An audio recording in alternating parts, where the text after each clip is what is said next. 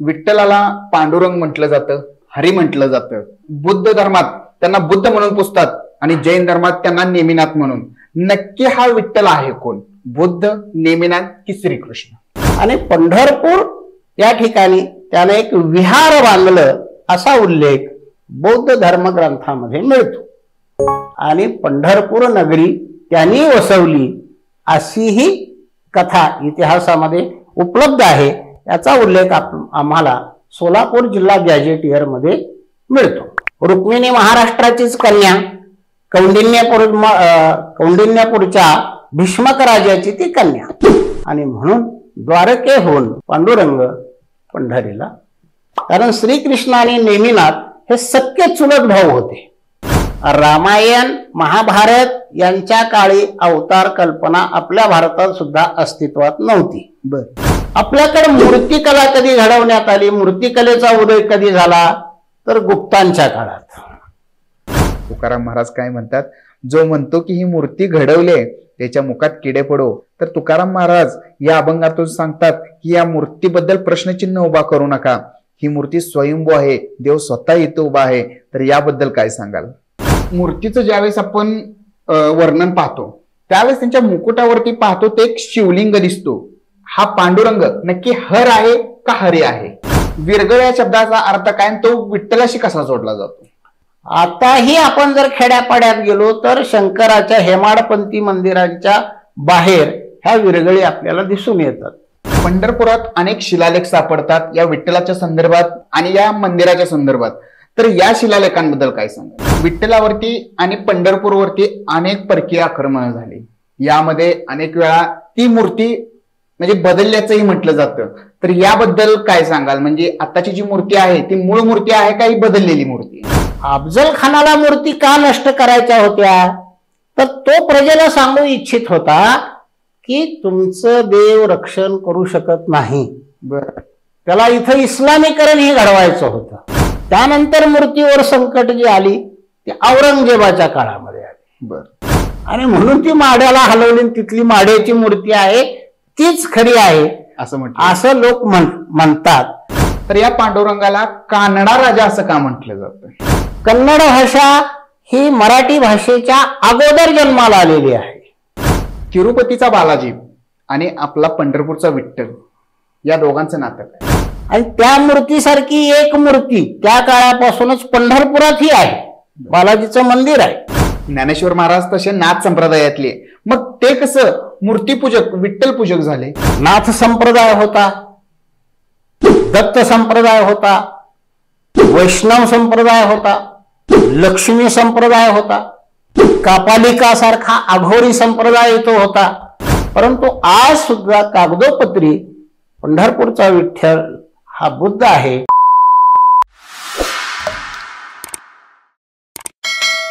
नमस्कार, परत एकदा आपल्या पॉडकास्टमध्ये आपलं सहर्ष स्वागत आहे. आजच्या पॉडकास्टचा विषय आहे विठ्ठल एक गूढ रहस्य. होय, विठ्ठल फक्त जनसामान्यांचा सखा नाही, तो फक्त एक देव नाही, तो फक्त एक लेकरवाळा नाही, तो फक्त माय नाही, तो फक्त बाप नाही. तर विठ्ठल हा इतिहासात लपलेले एक गूढ आहे. आणि हेच गूढ उलगडण्यासाठी आज आपण खास पंढरपूरवरून प्रसिद्ध लेखक श्री शहाजी बळवंत सरांना आपल्या स्टुडिओमध्ये बोलवलेलं आहे. तर सरांचं आपल्या पॉडकास्टमध्ये सहर्ष स्वागत आहे. मागच्या वेळेस आपण सरांकडून अहिल्याबाई होळकरांचा संपूर्ण इतिहास समजून घेतला. अहिल्याबाईंची एक नव्या प्रकारे ओळख सरांनी आपल्याला करून दिली. अहिल्यादेवी संदर्भात त्यांचा जर पॉडकास्ट तुम्ही पाहिला नसेल तर इथं वरती आय बटनमध्ये मी त्याची लिंक दिली आहे. तो व्हिडिओ नक्की जाऊन पहा. हा पॉडकास्ट नक्कीच रंजक होणार आहे. कारण विठ्ठल हा जेवढा आपला जीवाभावाचा विषय आहे तो तेवढाच रहस्याचा विषय आहे. तर आज सरांकडून त्याच रहस्याचा उलगडा आपण आजच्या या भागामध्ये करणार आहोत. तर पॉडकास्टला सुरू करण्यापूर्वी सरांचा थोडासा अल्प परिचय घेऊ. सर नमस्कार.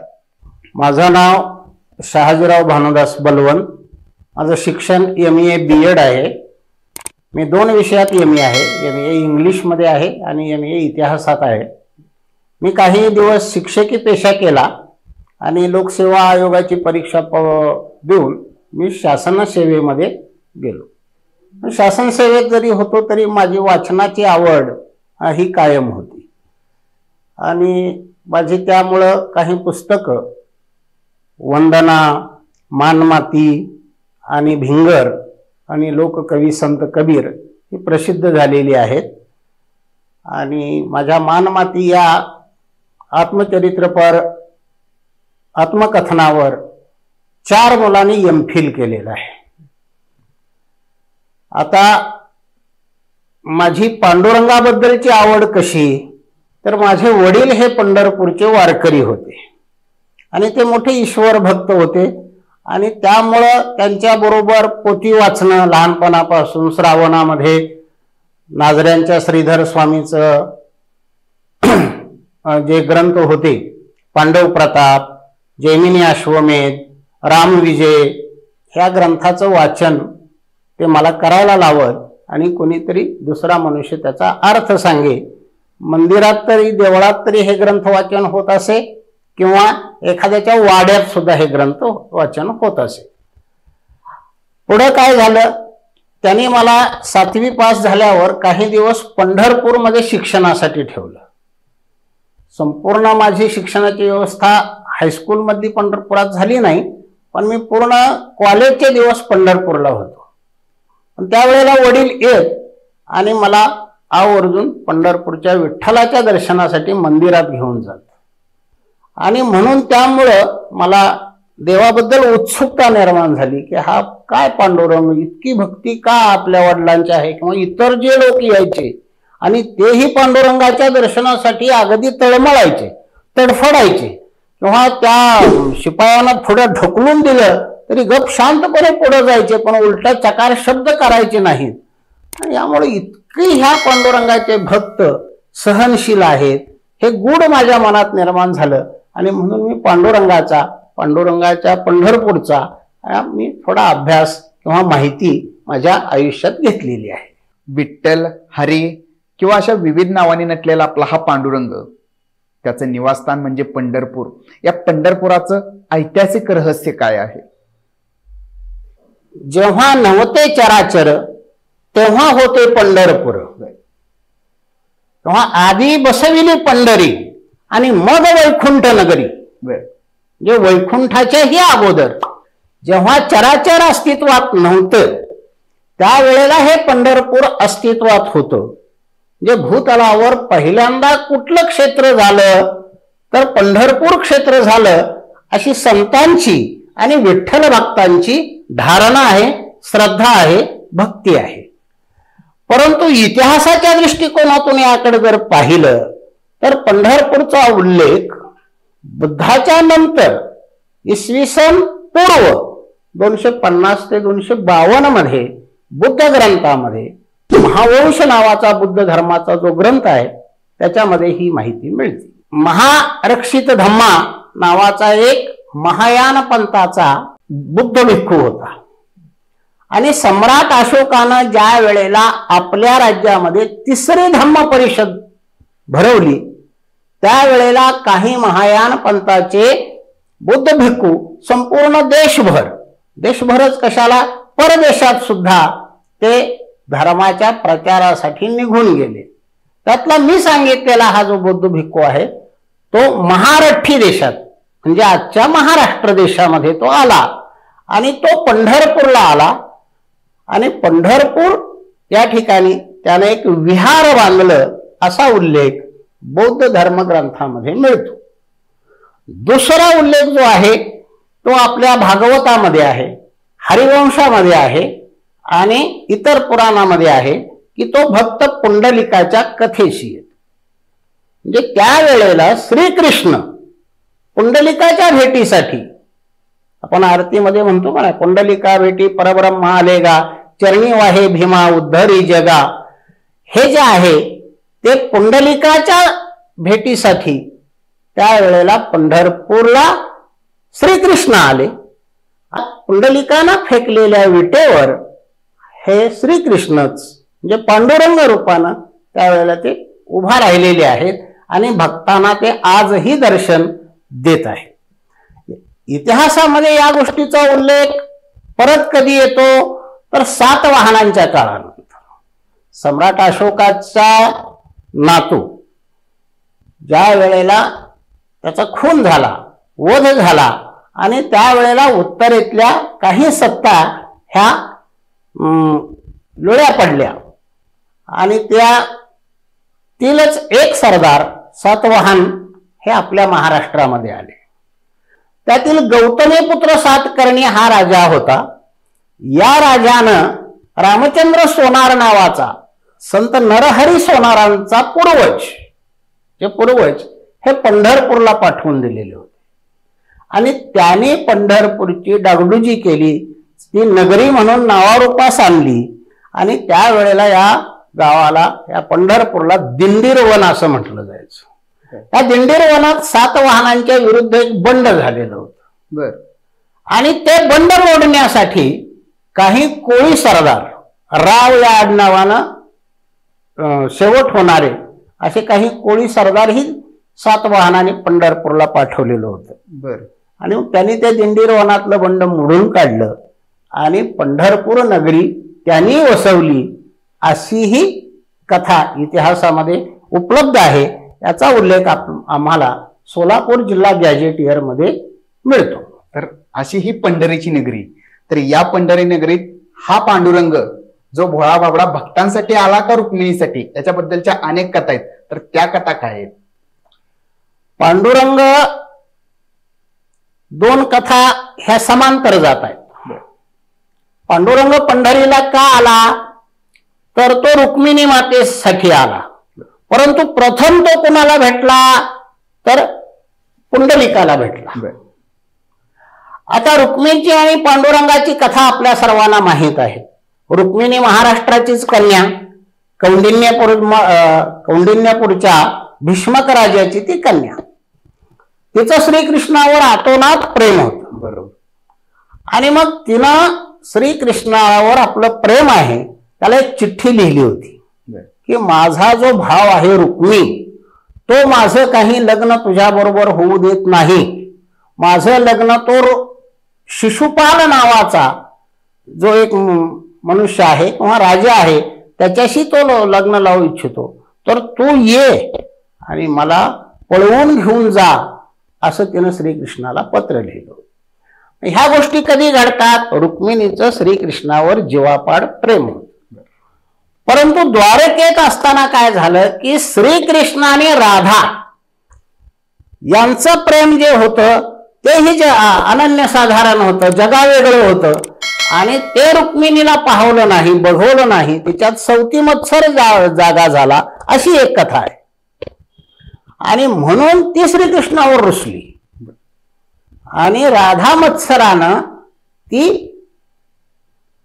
इथं आली. तिचाही येण्याचा उल्लेख पुराणामध्ये दिंडीरवनातच ती आली आणि दिंडीरवनात आजही तिचं एक स्वतंत्र असं मंदिर आहे. परंतु ज्या वेळेला तो निघाला द्वारकेवरून त्यावेळेला त्याचा मानस होता की आपण रुसलेल्या रुक्मिणीला मनवायचं, तिचं सांत्वन करायचं. परंतु तो प्रथम ज्या वेळेला दिंडीरवनामध्ये आला त्यावेळेला तो भेटला, तो पुंडलिकाला भेटला आणि मग तो गेलाच नाही. त्यामुळे रुक्मिणी मातेला पण इथंच राहावं लागलं, अशी ही कथा आहे. मग भक्त पुंडलिकासाठी म्हणतात की भक्त पुंडलिका भेटे परब्रह्म आले का, मग पुंडलिकासाठी हा विठ्ठल इथं आला असं म्हणतात, त्याच्याबद्दल काय? पुंडलिकाच्या भेटीसाठी तो इथं आला ही कथा पुराणांमध्ये आहे, लोकमानसात आहे, ही लोककथा पण आहे. जनकथेचा आधार पण हिला आहे. लोकांमध्ये असं बोललं जात. पुंडलिक नावाचा जानू देव नावाचा एक ब्राह्मण आणि सत्यवती नावाची एक माता हे पंढरपूर क्षेत्रीच राहत होते आणि त्यांचा हा एकुलता एक मुलगा. आता या जानू विषयी आणि सत्यवती विषयी दोन मिथक आहेत. एक कोणी म्हणतात ते कोळी होते, कोणी म्हणतात ते ब्राह्मण होते. त्यांना हा एकुलता एक मुलगा लाडाकोडात वाढलेला, पण लाडानं थोडा बिघडलेला. हा आई वडिलांचं ऐकतच नसे. त्यांना उलट बोलणे आणि खोड्या करणे, उनाडक्या करणे, वांडपणा करणे याच्यामध्येच तो आपला दिवस घालवत असे. मग त्या जामदेवाला सांगितलं कोणीतरी की त्याचं लग्न करून दे, पुंडलिकाचं. बर. लग्न झाल्यावर हा सुधारेल. बर. त्याचं लग्नही करून दिलं. परंतु तो बायकोच्या इतका आहारी गेला की त्याचा फायदा आई वडिलांना काहीच झाला नाही. मग आई वडील एक दिवशी वैतागले आणि ते काशी यात्रेसाठी निघून गेले. काशी यात्रेला निघून गेल्यावर पुंडलिक एकटा पडला आणि काही दिवसानं सर्व गावातली बरीचशी मंडळी सुद्धा काशीला जायला निघाली. पुंडलिक आश्चर्यचकित झाला, सगळेच काय जात आहेत काशीला, काय असतं काशीला. मग लोकांनी कुणी त्यांच्या त्याच्या बुद्धीप्रमाणे सांगितलं की काशीला गंगा आहे, काशीला यमुना आहे, त्या दोघींचा तिथं संगम आहे, तिथं आंघोळ केल्यावर पुण्य मिळतं आणि तिथं जत्रा भरते, लोक येतात, मजा येते. आणि मग हा मजा आहे तिथं येते म्हणून हा सुद्धा काशीला गेला. मग काशीला गेल्यानंतर काय झालं की रस्त्यामध्ये कुकुटमुनी नावाचे एक ऋषी होते. बर. त्या ऋषीच्या आश्रमामध्ये काही पंथस्थ किंवा वारकरी यात्रेकरी तिथं थांबत असत. हाही त्या ठिकाणी थांबला. हा झोपला होता. पहाटे याला जाग आली तर 3 अतिशय कुरूप स्त्रिया झाडून काढतायत, स्वच्छता करतायत. हा झोपेत होता, झोपेतनं उठलं, त्याने हे पाहिलं. त्याला थोडं आश्चर्य वाटलं. मग ऋषीचा आश्रम स्वच्छ करून या स्त्रिया जायला निघाल्या आणि त्या जायला जेव्हा निघाल्या तेव्हा त्यांचं लावण्य हे अप्रतिम होतं आणि हे पुंडलिकानं पाहिलं. अरे त्याला विचार पडला की आल्या त्या वेळेला ह्या कुरूप होत्या आणि जाताना किती छान दिसतायत, किती सुंदर दिसतायत, किती लावण्यवती दिसतायत. म्हणून त्याला जवळ बोलवलं पुंडलिकानं त्या 3 स्त्रियांना आणि विचारलं की तुमचं असं असं हे का. त्या 3 जणांनी पुंडलिकाला शिव्या द्यायला सुरुवात केली. बर. अरे तुझ्यासारखी घाण माणसं इथे येतात ना, म्हणजे जे आई वडिलाची सेवा करत नाहीत, ऋषीमुनींचं ऐकत नाहीत, इष्टमित्रांचं ऐकत नाहीत आणि मग अशा लोकांना शुद्ध करण्यासाठी आम्ही इथं येतो. आम्ही आहोत गंगा, यमुना आणि सरस्वती. आणि मग ही सगळी घाण नष्ट झाली किंवा आम्ही आमच्या तीर्थावर जे लोक आंघोळ करून आम्हाला घाण करतात त्याचं इथलं पुण्य आम्हाला मिळून आम्ही स्वच्छ होतो, सुंदर होतो आणि पुन्हा आम्ही आमच्या मूळ ठिकाणी जात असतो. त्या नद्यांचं बोलणं पुंडलिकाला इतकं लागलं की अरे म्हणतो आपण खरंच घाणेरडं आहोत, आपण खरोखरच वाईट आहोत. आणि म्हणून तो आपल्या माता पित्यांच्या शोधात काशीला जातो, त्यांना तिथून घेतो आणि पंढरीला येतो. तिथे एक कुटी बांधतो आणि त्या कुटीमध्ये राहिलेलं आयुष्य हे आपल्या माता पित्याच्या सेवेत, जनसेवेत घालवायचं म्हणून तो त्या ठिकाणी सेवा करतो, माता पित्यांची सेवा. हा माता पित्यांची सेवा करणारा, हा लोकांविषयी तळमळ असणारा असा कोणी पुंडलिक पंढरपूर क्षेत्री आहे याचा प्रचार आणि प्रसार त्या काळी आजूबाजूच्या गावांमध्ये किंवा पृथ्वी तलावर झाला आणि ही कथा भगवंत श्रीकृष्णाच्या ही कानी गेली. आणि मग त्यांनी ठरवलं की अशा पुंडलिकाला आता भेटायला हवं आणि त्याला निमित्तही होतं रुक्मिणी रुसल्याचं. आणि म्हणून द्वारकेहून पांडुरंग पंढरीला आले. विठ्ठलाला पांडुरंग म्हटलं जातं, हरी म्हटलं जातं. बुद्ध धर्मात त्यांना बुद्ध म्हणून पुजतात आणि जैन धर्मात त्यांना नेमिनाथ म्हणून. नक्की हा विठ्ठल आहे कोण, बुद्ध, नेमिनाथ की श्रीकृष्ण? तुमच्या या प्रश्नाचं उत्तर शोधण्यासाठी अनेक अभ्यासक, विचारवंत, इतिहासकार यांनी आपापल्या कुवतीप्रमाणे जे त्यांच्या वाचनात आलं त्याप्रमाणे त्यांनी प्रयत्न केलेला आहे. तो बुद्ध आहे का विठ्ठल आहे, पांडुरंग आहे, कृष्ण आहे का ती एक विरगळ आहे का हा जैन धर्माचा नेमिनाथ आहे, या दृष्टिकोनातून त्याचा अभ्यास झालेला आहे. पण सर्वात अगोदर जी कथा येते ती आपल्याला भक्त पुंडलिकाचीच आहे. कारण असं आहे, जैन आणि बुद्ध हे समकालीन आहेत.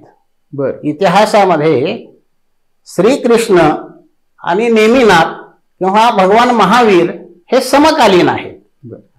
आणि नेमिनाथ हा महावीरांच्या अगोदरचा 22वा तीर्थकर आहे. नेमिनाथ. बर. आणि वर्धमान महावीर हे 24वे तीर्थकर आहेत. बर. मग बुद्धाच्या अगोदर नेमिनाथ झाला असावा. बुद्धाच्या अगोदर नेमिनाथ जर आहे तर तो बुद्ध विठ्ठल असू शकत नाही. बर. श्रीकृष्ण हे त्यांच्या अगोदर झालेला आहे. श्रीकृष्णाच्या अगोदर राम झालेला आहे. बरोबर. नेमिनाथाचा समकालीन हा श्रीकृष्ण आहे. तो बुद्ध समकालीन नाही. बरोबर. कारण श्रीकृष्ण आणि नेमिनाथ हे सख्खे चुलत भाऊ होते. श्रीकृष्ण आणि नेमिनाथ. बर. अशी जैन धर्मामध्येच त्यांच्या पुराणांमध्ये ही माहिती आहे की श्रीकृष्णाचे वडील वासुदेव. बर. आणि नेमिनाथांचे वडील समुद्र विजय. बर. हे सख्खे भाऊ होते. म्हणजे श्रीकृष्ण आणि नेमिनाथ हे चुलत भाऊ. सख्खे चुलत भाऊ. आणि मग नेमिनाथानंतर वर्धमान महावीर म्हणजे बुद्ध हे नंतरचे आहेत. बर. मग तो अगोदर कोण असेल तर नेमिनाथ असला पाहिजे किंवा श्रीकृष्ण असला पाहिजे. ते समकालीन आहे. बरोबर. आज मंदिर पाहिलं तर तिथं कुठलेही बुद्धाचे पुरावे आज मंदिरात मध्ये उपलब्ध नाहीत. बर. आणि बुद्धाचं पंढरपूरला विहार होतं पूर्वी. बर. इसवी सन पूर्व 250 ते इसवी सन पूर्व 252 मध्ये, म्हणजे बुद्धाच्या जन्मानंतर 300-350 वर्षानं तिथे एक महारक्षित बौद्ध भिक्खू अशोकानं घेतलेल्या 3ऱ्या धर्म परिषदेनंतर आलेला आहे. त्यानं विहार बांधलेला आहे. एवढाच उल्लेख आपल्याला वाचाव्यास मिळतो. पण ते विहाराचं ठिकाण कुठं आहे याबाबत काहीही माहिती नाही. डॉक्टर बाबासाहेब आंबेडकर हे पंडरंगे असं त्या भिक्खूचं नाव घेतात आणि त्याच्यावर त्यांना लिहायचं होतं, संशोधन करायचं होतं. पण ते संशोधन उपलब्ध नाही. आंबेडकरांना इतर डॉक्टर साहेबांना वेळ मिळाला नसेल, त्यामुळे ते राहिले तर तशी माहिती उजेडात आली असती. परंतु आज सुद्धा कागदोपत्री पंढरपूरचा विठ्ठल हा बुद्ध आहे हे दाखवण्याची एकही खूण पुस्तकात आणि मंदिरात उपलब्ध असलेली दिसून येत नाही. सहसा विठ्ठल आणि बुद्ध मूर्ती म्हणजे दिसायला सारख्या दिसतात. त्यानंतर हिंदू धर्मातल्या काही लोकांनी या बुद्ध मूर्तीलाच पुढे कृष्णाच्या रूपात पोजायला आणि त्यानंतर त्यांचं नाव विठ्ठल असं केलं, असं काही जणांचं म्हणणं आहे. मी थोडक्यात सांगतो की हिंदू पुराणांमधूनच बुद्धाला विष्णूचा 9वा अवतार मानलेला आहे. आपल्या संतांनी सुद्धा, संत जनाबाईंनी, संत ज्ञानेश्वरांनी, संत तुकाराम महाराजांनी, संत एकनाथांनी विठ्ठल मूर्तीला किंवा पांडुरंग मूर्तीला बुद्धावतार मानलेला आहे. तसे काही अभंग आहेत त्यांचे? आहेत अभंग. बर. परंतु हे बुद्ध धर्मीयांना मान्य नाही. अवतार संकल्पनाच त्यांना मान्य नाही. मूर्तीपूजा ते मानत नाही. मूर्तीपूजा ते मानत नाही. बर. आपल्याकडे सुद्धा अवतार कल्पना कधी आली? रामायण महाभारत यांच्या काळी अवतार कल्पना आपल्या भारतात सुद्धा अस्तित्वात नव्हती. जेव्हा पुराणं आली त्याच वेळेला आपल्याकडे सुद्धा अवतार कल्पना आली. बौद्ध साहित्यामध्ये सुद्धा पुनर्जन्म असल्यामुळे बुद्धाच्या ज्या जातक कथा आहेत ते बुद्धाचे पुनर्जन्मच आहेत. बरोबर. आणि त्यामुळं अवतार कल्पना ही फार नंतरची गोष्ट आहे. परंतु सुरुवातीला वेद, उपनिषद, ब्राह्मण्य यांच्यामध्ये अवतार कल्पना मानली गेलेली नाही. अवतार कल्पना ही फार नंतरची कल्पना आहे. आणि त्यामुळं हा विष्णूचा अवतार आहे असंही म्हणता येत नाही, हा बुद्धच आहे असंही म्हणता येत नाही, आणि हा नेमिनाथ आहे जैनांचा असंही म्हणता येत नाही. परंतु जो वैदिक धर्म विकसित होत गेला, वैदिक विचार विकसित होत गेला, त्यातूनच ही कल्पना आलेली असावी असं निश्चितपणे म्हणता येतं. आणि त्यांनी बुद्धाचे विचार, जैनांचेही विचार आणि अनेक भारतात अस्तित्वात असणाऱ्या पंथांचे विचार असा सर्व एकत्रित करून याचं संकलन करून एक नवीनच भागवत विचार, भागवत संप्रदाय, भागवत धर्म आपल्या संतांनी आणलेला आहे आणि त्या धर्माचा हा देव आहे एवढं अधिकृतपणे आपण ठामपणे म्हणू शकतो. विठ्ठल बुद्ध की नेमिनाथ ह्या प्रश्नात आता न पडता विठ्ठल म्हणजे नक्की कोण ते आम्हाला नीट सांगा. आपल्याकडे मूर्तिकला कधी घडवण्यात आली, मूर्तिकलेचा उदय कधी झाला तर गुप्तांच्या काळात. उत्तर भारतामध्ये ज्या वेळेला गुप्त साम्राज्य होतं त्यावेळेला महाराष्ट्रामध्ये वाकाटक होतं. गुप्तांचीच एक मुलगी वाकाटकांची राणी होती आणि तिनं काही दिवस महाराष्ट्रावर राज्य केलेलं आहे. इसवी सनाच्या 4-5व्या शतकामध्ये, इसवी सनानंतरच्या 4-5व्या शतकामध्ये इथं महाराष्ट्रामध्ये मूर्ती दिसू लागल्या, मंदिरं ही दिसू लागली. पहिल्यांदा आले लेणी, विहार, गुंफा हे अस्तित्वात आलेले आहेत. पुन्हा बुद्ध मंदिरही अस्तित्वात आली. काही बुद्ध मंदिरामध्येही हिंदूंची देवदेवतांच्या मूर्ती दिसतात आणि त्यामुळं ह्याच्यावर फार चांगलं संशोधन व्हायला हवं. बुद्ध लेणी ज्या वेळेला घडत होती सातवाहनांच्या काळात आणि त्यानंतर इतर राष्ट्रकूटांच्या काळात, चालुक्यांच्या काळात, हे राजे हिंदू होते परंतु ते धर्माना सहिष्णू होते. सर्वधर्मियाबद्दल त्यांना प्रेम होते. त्यांनी जैनांच्याही लेण्या खोदल्या, हिंदूंच्याही लेण्या खोदल्या आणि बौद्धांच्याही लेण्या खोदल्या. म्हणजे त्यावेळेला धर्मवाद विकोपाला नव्हता. पण समाजामध्ये धर्मवाद विकोपाला नसल्यामुळं गुण्यागोविंदानं नांदण्याची परंपरा असल्यामुळं संस्कृतीची, विचाराची आदान प्रदान ही होत होती. चांगला विचार हा घेतला जात होता आणि त्यामुळं बुद्ध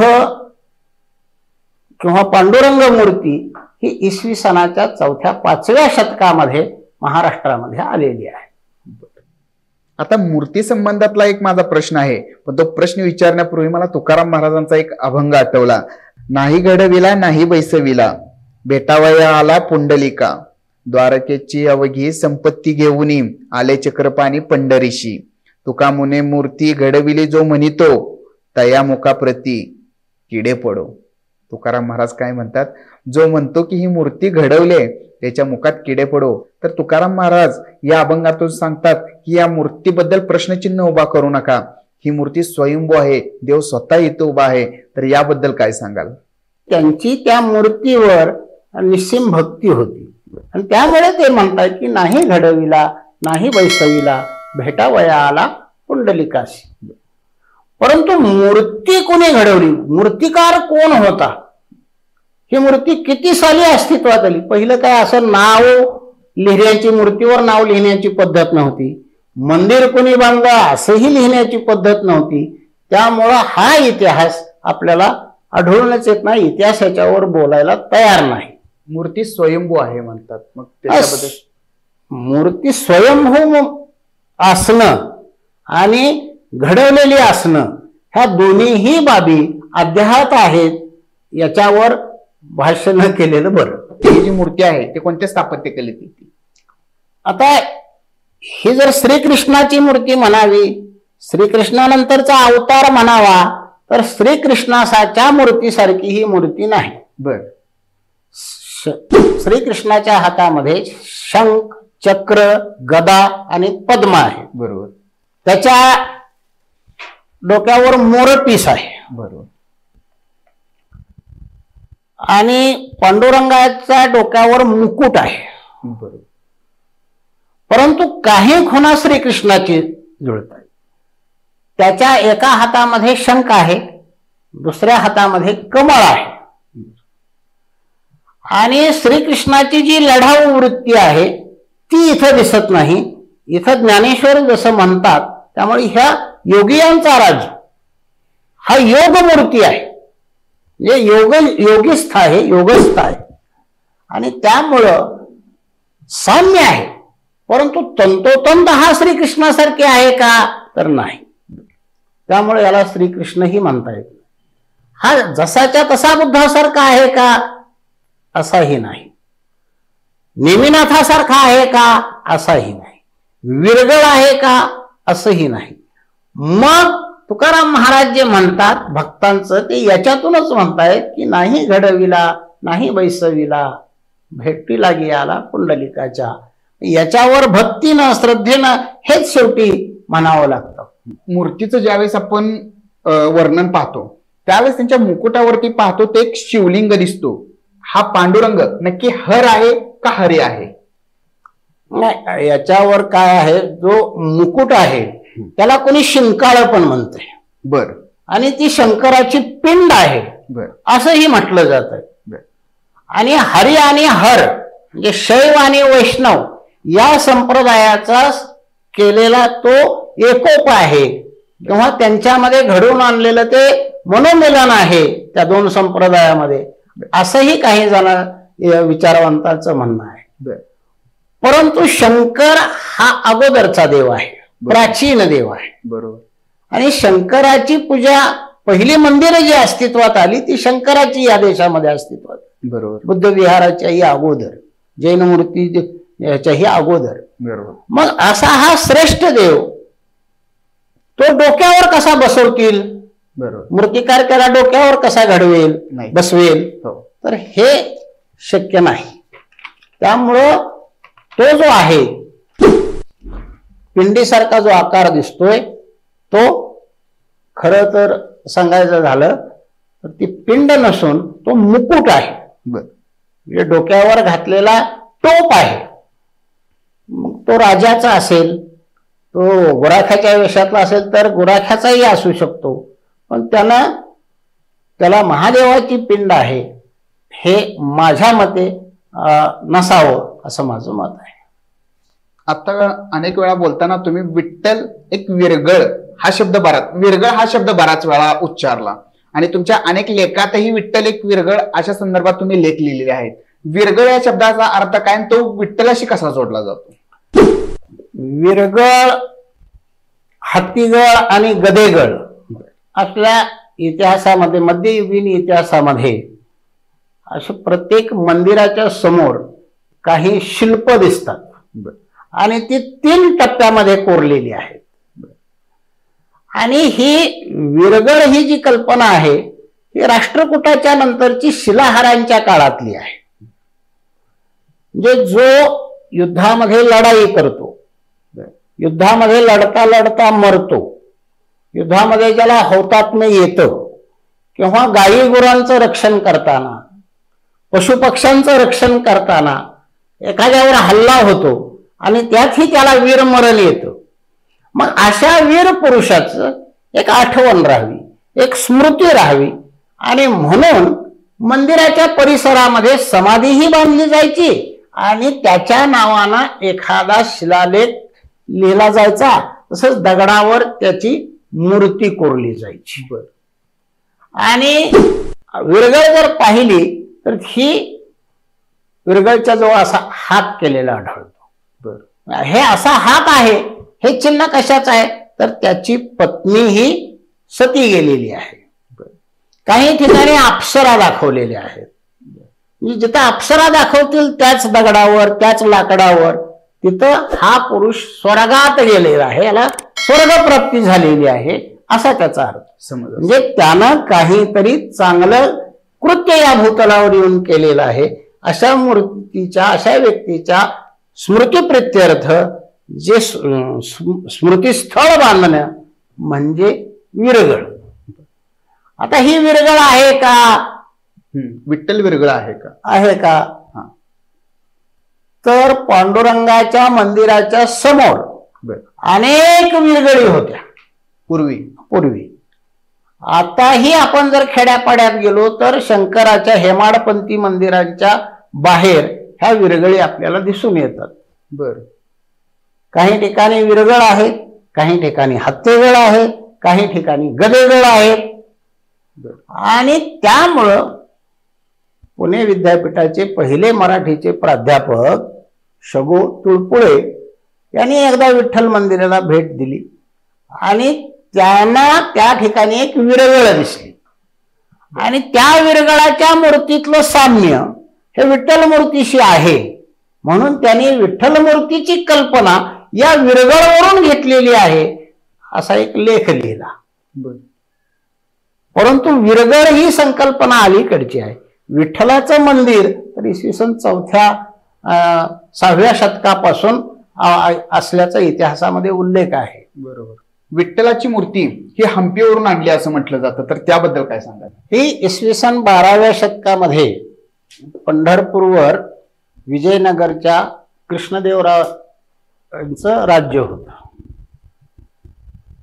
आणि त्यांनी पंढरपूरला ज्या वेळेला भेट दिली त्यावेळेला पंढरपूरची मूर्ती ते पंढरपूरच्या विठ्ठलाचे भक्तच होते आणि त्यांनी ही मूर्ती इतिहासामध्ये त्रोटक उल्लेख आहे की ती हंपीला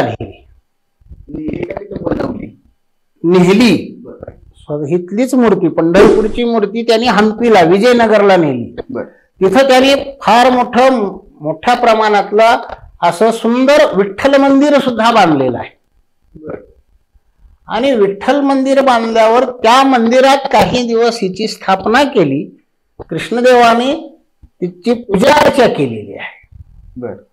परंतु त्या 12व्या शतकाच्या सुमारास परकीय आक्रमणानं आणि इस्लामीकरणानं हा संपूर्ण देश व्यापलेला होता आणि त्याच वेळेला भक्ती संप्रदायाचा किंवा भागवत धर्माचा पायाही रचला जात होता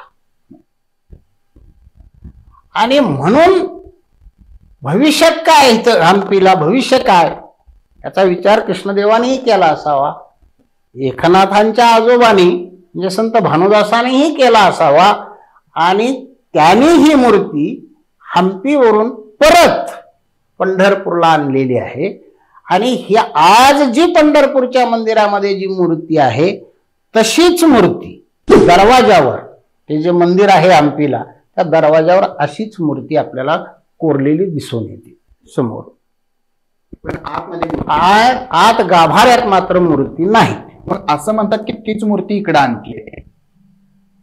हो की मग ते मंदिर जे बांधलं त्यावेळेला मूळ पंढरपूरची मूर्ती हंपीला नेली आणि संत भानुदासांनी तिथलीच मूळ त्या गाभाऱ्यातली मूर्ती परत पंढरपूरला आली कारण आणि तोपर्यंत पंढरपुरात ही पांडुरंगाची मूर्ती नव्हती असं होतं.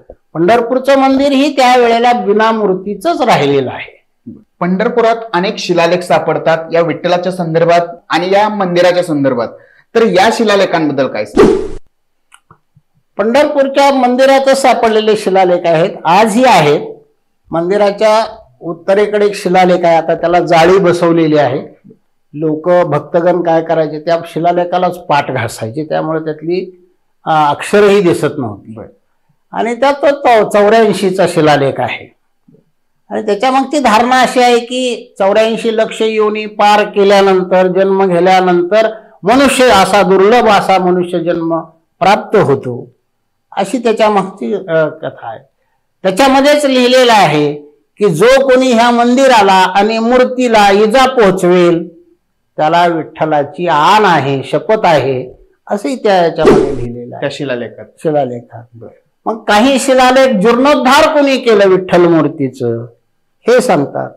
पहिलं हे मंदिर अतिशय लहान होतं. कन्नड मध्ये पहिल्या मंदिराचा उल्लेख सापडतो इसवी सन 4-5व्या वेळेला लालमंडू. लालमंडू म्हणजे लहान मंदिर. हा कन्नड भाषेतला शब्द आहे. मग पुढे हे लहान मंडू मोठंही झालेलं आहे आणि या ठिकाणी अनेक राजे जे होऊन गेले त्यांनी त्याची भर घातलेली आहे, विस्तार करत गेलेले आहे. मंदिर जर बारकाईनं पाहिलं तुम्हाला तर तिथं यादवकालीन ठसा आहे, होयसाळकालीन ठसा आहे, राष्ट्रकुटांची ही शैली आपल्याला दिसून येते आणि त्या राजाने त्यात भर घातलेली आहे, त्याचा जीर्णोद्धार केलेला आहे. पण पहिल्या मंदिराला धक्का न पोचवे, पहिल्या मंदिरात काही दुसरंच काहीतरी आणून ठेवलेलं आहे असं मात्र तिथं केलेलं नाही. विठ्ठलावरती आणि पंढरपूरवरती अनेक परकीय आक्रमण झाली. यामध्ये अनेक वेळा ती मूर्ती म्हणजे बदलल्याचंही म्हटलं जातं. तर याबद्दल काय सांगाल? म्हणजे आताची जी मूर्ती आहे ती मूळ मूर्ती आहे का ही बदललेली मूर्ती आहे? आताची जी मूर्ती आहे तीच मूळ मूर्ती आहे. बर. काही जण म्हणतात ती मूळ मूर्ती नाही, बदलली, माड्याला नेली, काय म्हणतात इतरत्र नेलेली आहे. परंतु त्यावेळेचे जे राजे होते ते सर्व विठ्ठल भक्त होते.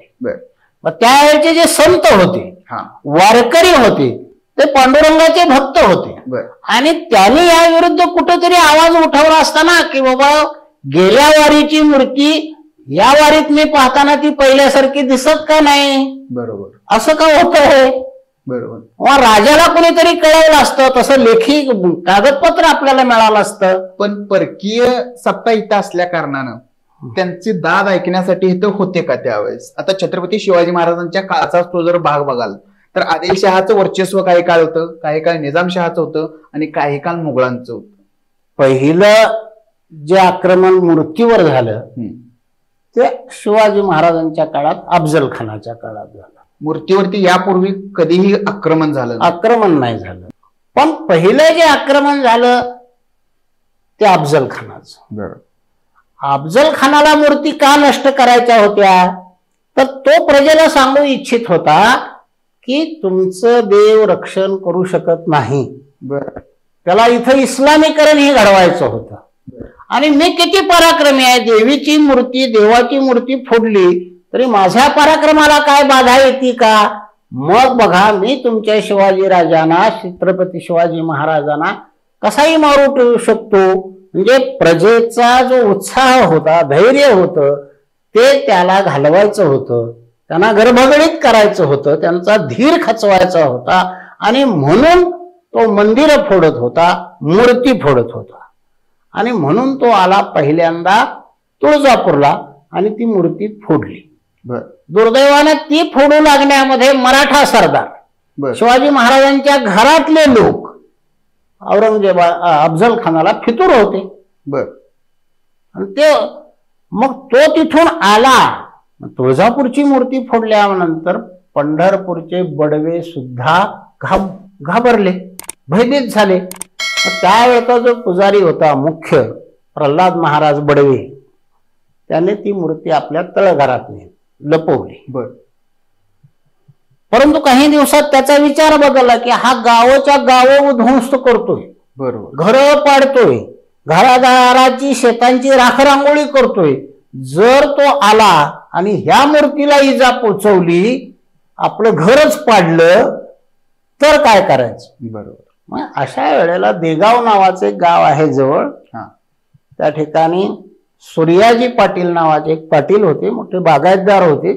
त्यांचा त्या पंचकृषीमध्ये हे होता, मान होता, दबदबा होता. आणि त्यांनी पावती दिलेली आहे, प्रल्हाद महाराज बडव्यांना लिहून दिलेलं आहे की हे संकट टळलं का मी ही मूर्ती तुम्हाला परत करीन. आणि म्हणून त्यांनी ती मूर्ती देगावच्या त्यांच्या शेतातल्या एका विहिरीत लपवून ठेवली. आणि मग पुढे आला हा पंढरपूरला. देवळात मूर्ती नाही म्हटल्यावर हा वाईकडे रवाना झाला मानदेशात मार्गे. त्यानंतर मूर्तीवर संकट जी आली ती औरंगजेबाच्या काळामध्ये आली. औरंगजेबाचा जो मुक्काम होता तो ब्रह्मपुरीला, बेगमपूरला. बरोबर. आणि तो सुद्धा मूर्तिभंजकच होता, हिंदू धर्माचा दुष्टाच होता. बरोबर. हा काय करायचा? प्रवास, संताजी, धनाजी आणि ताराबाईची भीती होती त्याला. प्रवास हा रात्रीचा करायचा आणि हिंदूंच्या विरुद्ध त्याच्या कारवाई चालू होत्या. मग तो नदी काठानं, ओढ्या काठानं, वगळी काठानं असं आपलं सैन्याच्या हालचाली करत असे. परंतु त्यावेळेला तो जवळ पंढरपूरच्या आल्याची बातमी तिथल्या बडव्यांना लागली आणि त्यांनी त्यावेळेला ती मूर्ती चिंचोली नावाचं गाव आहे पंढरपूर जवळ, तिथं लपवली. पुन्हा असा आल्यानंतर तीच मूर्ती काढून गुरसाळे नावाचा तिथं सहकारी साखर कारखाना तिथं लपवली. आणि ही दोन्हीही गावं माड्या रस्त्याला आहेत. आणि म्हणून ती माड्याला हलवली. तिथली माड्याची मूर्ती आहे तीच खरी आहे असं लोक म्हणतात. आणि गहखरे नावाच्या इतिहासकारांना कोणी एका म्हाताऱ्याने त्यांना सांगितलं की इथली मूर्ती माड्याला हलवली असं सांगई वांगीच्या कथेवरून इतिहास नसतो लिहायचा. परंतु अशा मूर्ती माढ्याच्या मूर्तीसारख्या किंवा इतर मूर्तीसारख्या तामिळनाडूमध्ये, मद्रास प्रांतामध्ये, कर्नाटकात, आंध्रामध्ये अनेक मंदिरं विठ्ठलाची आहेत, पांडुरंगाची आहेत. आणि त्यात ह्या मूर्ती आहेत आणि थोड्या फार प्रमाणामध्ये यांचं साम्यही जुळून येतं. तिरुपतीचा बालाजी आणि आपला पंढरपूरचा विठ्ठल या दोघांचं नातं काय? बालाजी ह्याला सुद्धा श्रीकृष्णाचाच अवतार मानलेला आहे. परंतु हे कधी, ज्या वेळेला आपल्या हिंदू धर्मामध्ये अवतार संकल्पना शिरली त्यावेळेला. परंतु अवतार संकल्पना शिरण्याच्या अगोदर मूर्ती घडवलेलीच आहे. आणि बारकाईनं पाहिलं तर ती जरा मोठी मूर्ती आहे, पांडुरंगाची लहान आहे. आणि त्या मूर्तीसारखी एक मूर्ती त्या काळापासूनच पंढरपुरातही आहे. बालाजीचं मंदिर आहे ते आपण श्रीकृष्णाच्या थोरल्या भावाचं, बलरामाचं आहे असं म्हटलं जातो. परंतु ते बालाजीचं आहे. आता किंवा काल परवा तळ घरात जी सापडली त्यात एक बालाजीची मूर्ती आहे. हो हो, ती तशीच आहे. आणि त्यामुळं अनेक मूर्ती हे जे आहेत, बालाजीची जी मूर्ती आहे ती भोग मूर्ती आहे आणि विठ्ठल मूर्ती जी आहे ती योग मूर्ती आहे. भोग मूर्ती म्हणजे नवसायास बोलणारी आणि तिची पूर्तता करणारी, ज्या ह्याची हे असती ती मूर्तीला भोग मूर्ती म्हणतात. पांडुरंगाजवळ काही मागायचं नाही आणि पांडुरंगानेही कोणाला काही द्यायचं नाही. तेवढं नामची घ्यावे, नामची द्यावे. किंवा भक्ती संप्रदाय, शुद्ध भक्ती, शुद्ध आचरण, शुद्ध मन ह्या भक्ती संप्रदायाचा संदेश आहे. अनेक जाती धर्माची, अनेक विविध रंगाची स्त्री पुरुष, अनेक संत मंडळी या विठ्ठलाला लाभली. अशा या पांडुरंगाचे फक्त महाराष्ट्रातच नाही तर संपूर्ण देशात भक्त आहेत. तर या पांडुरंगाला कानडा राजा असं का म्हटलं जातं? हा जो आपला भाग आहे महाराष्ट्र किंवा जी आपली मराठी भाषा आहे, आज तुम्ही मराठवाड्यामध्ये जावा, मराठवाड्यामध्ये जे जुने शिलालेख सापडतात ते कन्नड भाषेत आहेत. मराठी भाषेत नाही. कन्नड भाषा ही मराठी भाषेच्या अगोदर जन्माला आलेली आहे. आणि इथं राज्य होतं आंध्र सातवाहनांचं. जे सातवाहनांचं राज्य, राजधानी पैठण, परंतु राज्य कर्नाटकावर होतं आणि आंध्रावरही होतं. त्याच्यानंतर राज्य वाकाटकांचं होतं, त्यांची राजधानी विदर्भात आणि ह्याच्यामध्ये होती. त्यानंतर दुसरा पुलकेशी बदामीला होता. त्यानंतर विष्णुवर्धन, होयसळ, राष्ट्रकूट हे कर्नाटकातूनच राज्य चालवत होते. आणि मराठीच्या अगोदर इथं कन्नड भाषेतले ज्या अर्थी शिलालेख सापडतात त्यावेळेला संपूर्ण मराठवाडा हा आपला भाग हा कर्नाटकातच होता. मग याला उत्तर भारतीयांना हा कर्नाटको आहे, हा कानडी आहे, तर त्याच्यामध्ये गैर आहे. आणि याची जास्त मंदिरं ही तामिळनाडूमध्ये, कर्नाटकामध्ये आहेत. आणि त्यामुळे याचा प्रसार रामानुजासारख्या संतांनी भक्ती संप्रदायातल्या किंवा दक्षिण भारतामध्ये जास्त झालेला आहे. आपल्या महाराष्ट्रात जेवढे संत निर्माण झाले त्याची दास परंपरा एक कर्नाटकात निर्माण, कनकदास, कटकदास, पुरंदरदास असे संत तिकडे निर्माण झाले. आणि त्यांनीही कन्नड भाषेमध्ये पांडुरंगाची स्तुती सुमनं गायलेली आहे. ते कर्नाटकातले पांडुरंगांचे भक्त. आपण महाराष्ट्रातले आपले ज्ञानेश्वरापासून ते तुकाराम महाराजापर्यंत हे मराठी भाषेतले संत. पण मराठी भाषा यादवांच्या काळात, शिवरायांच्या काळात ती फार मोठी नावारूपाला आली. पण त्याच्या अगोदर राज्यकर्ते हे कन्नड भाषिकच होते. इथं त्रिमहाराष्ट्र म्हणणारा दुसरा पुलकेशी ऐहोळेला जो एक शिलालेख सापडतो, तिथं जैनाच्या मंदिरावर संस्कृतमध्ये श्लोक आहे की हा त्रिमहाराष्ट्राचा राजा आहे.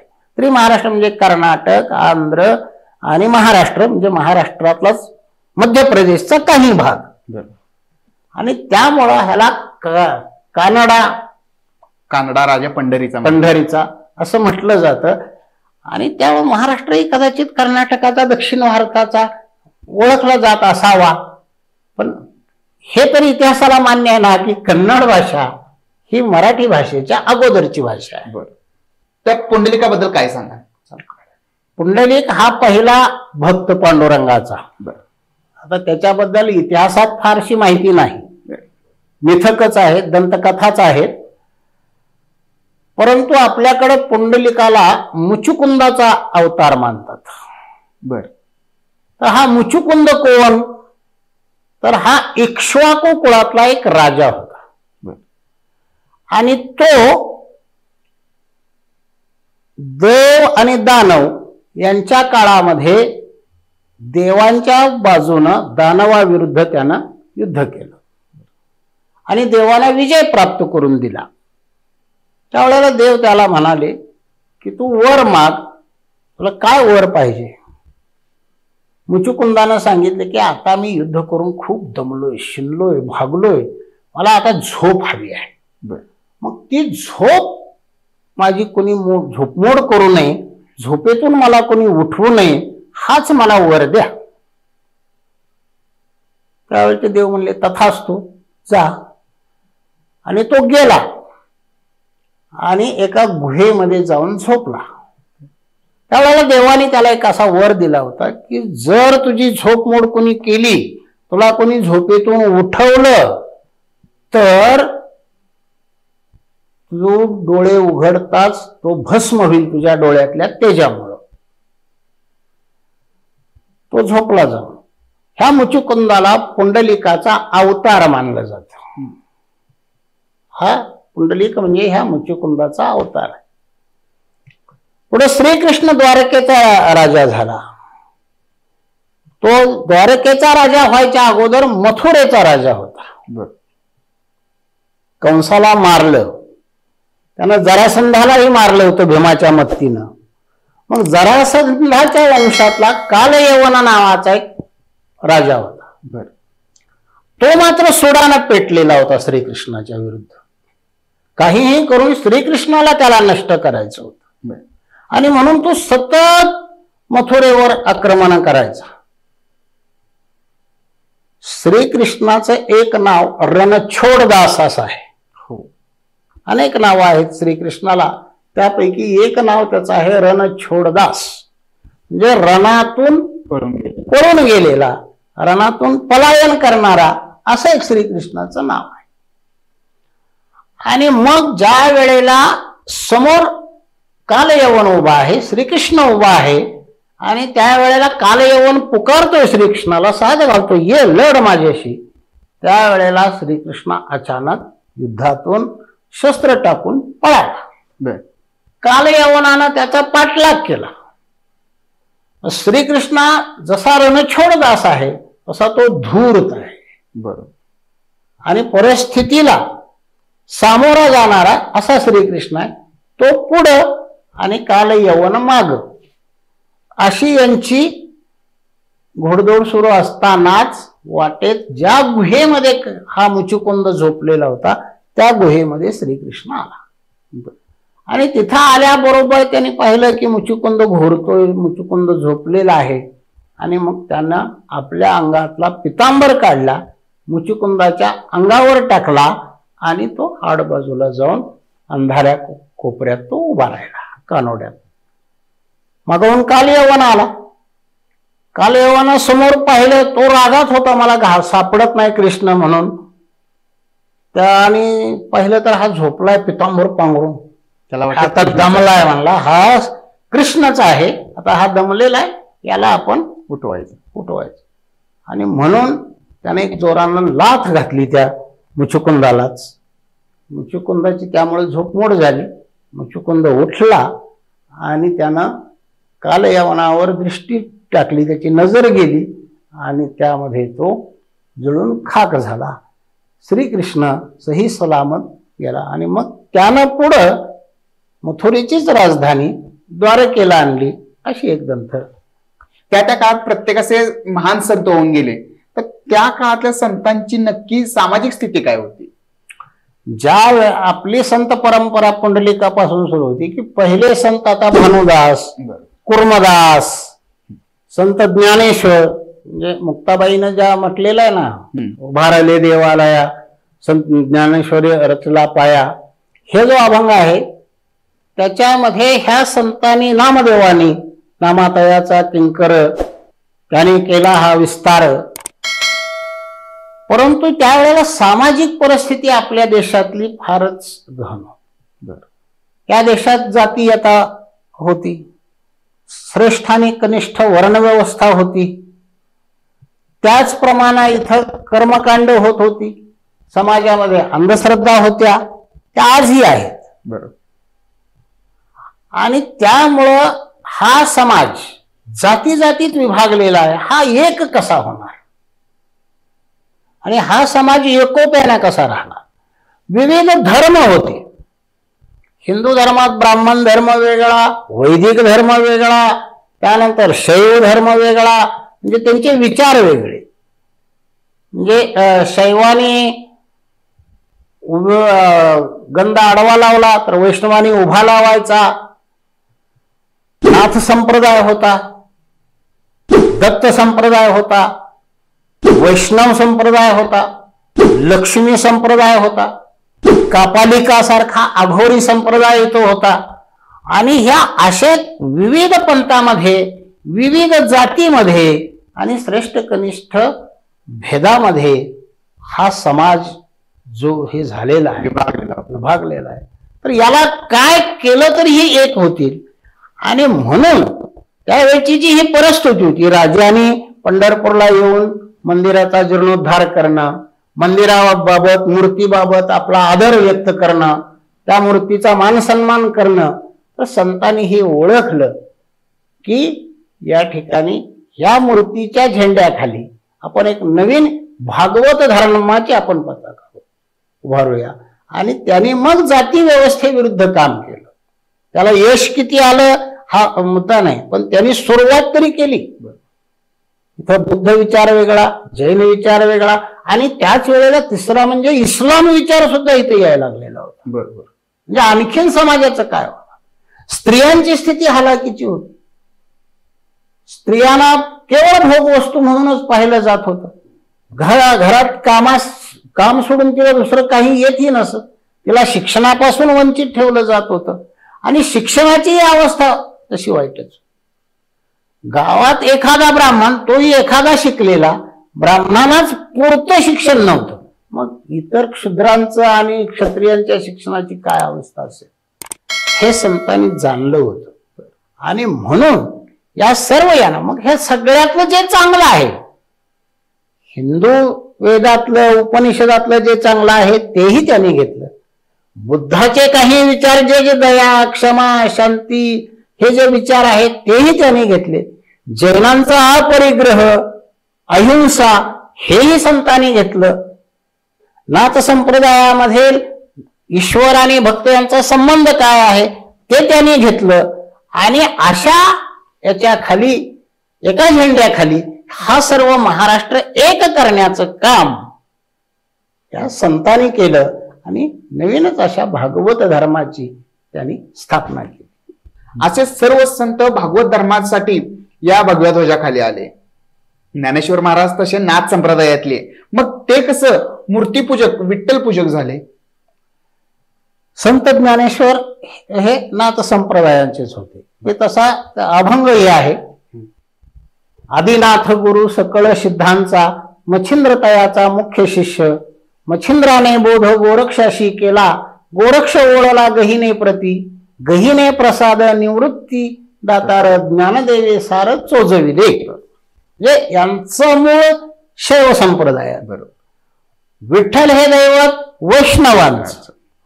मग हे ज्ञानेश्वरानेच हे ओळखलं की जर असं आपण द्वैत करत बसू तर हा समाज संघटित होणार नाही, एक होणार नाही. आणि येणारी जी आक्रमणं आहेत, येणारी जी संकट आहेत, त्याला हा समाज तोंड देऊ शकणार नाही हे संत ज्ञानेश्वरांनी ओळखलं आणि म्हणून ते विठ्ठलाच्या ध्वजाखाली एक आणले. त्यांना नामदेव येऊन मिळाले, त्यांना जनाबाई येऊन मिळाल्या, त्यांना चोखा मेळा येऊन मिळाला, सेना न्हावी येऊन मिळाला, सावता माळी येऊन मिळाला. हे त्यांचे सगळे समकालीन संत. गोरा कुंभार तो त्यांना येऊन मिळाला. आणि ह्या सर्व संतांनी मिळून ह्या भागवत धर्माची पाया, भागवत धर्माचा पाया आपल्या महाराष्ट्रामध्ये घातलेला आहे. एका भागात संपेल एवढा विठ्ठल हा विषय सोपा नाही. तर सर अजून पुढच्या अनेक भागामध्ये या विठ्ठलाचं संपूर्ण विश्लेषण करणार आहेत. तर पुढच्या भागामध्ये सर आपल्याला नक्की या विठ्ठलाविषयी, पंढरपुराविषयी काय सांगणार आहेत ते आपण विचारू सरांना.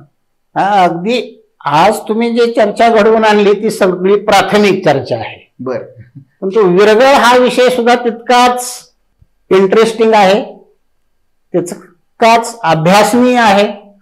आणि विरगळ काय आहे, ते कुठं सापडतात, आज पांडुरंगाच्या मंदिरात आहेत का, आज आहेत का, आणि त्या कोणी हे केलेलं आहे, विठ्ठल खरंच एक समन्वय आहे का, विठ्ठल आणि बुद्ध मूर्तीत जरी साम्य नसेल तर विचारात किती साम्य आहे,